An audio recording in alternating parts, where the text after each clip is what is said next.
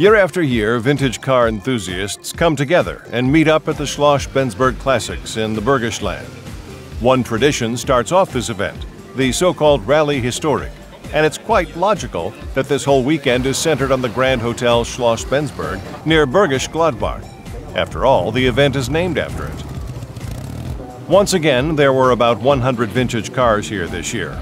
For these partly rare and therefore valuable treasures, with a year of manufacture up to 1985, it was all about proving that they're nowhere near ready for the scrap heap. Illustrious names from motor racing are always on the starting list at the Schloss Bensberg Classics. The president of the German Motorsports Association, Hans-Joachim Stuck, is a vintage car fan through and through. Driving the Porsche 911 RS built in 1972 takes him back to the good old glory days. Likewise, the motorsport all-rounder Jackie Ickx, who turned up this year in a really rare car, the Volkswagen Denzel 1300, built in 1958. In the so-called Rallye Historique, vintage cars which couldn't be more different compete against each other. The oldest was a 1926 Bugatti, while the youngest cars came off the production line in 1985.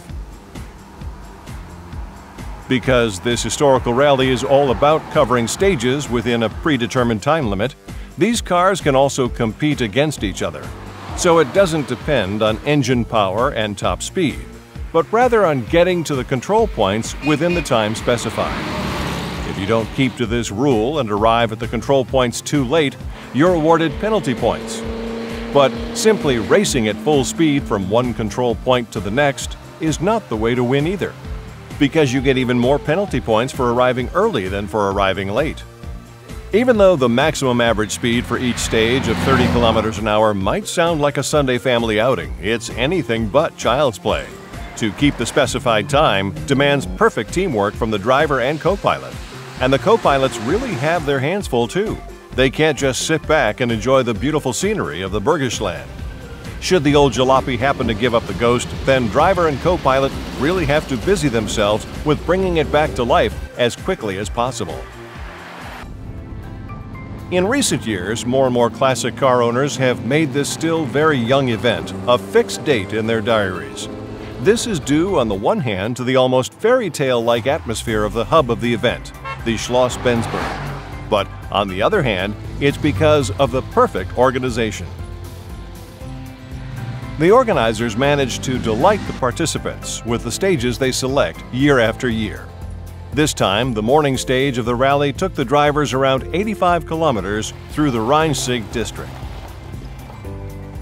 During the lunch break in Schloss Eishofen, one of the most magnificent stately homes in the region, a lot of fans take the opportunity to get a closer look at the historic cars, and, of course, to take photos.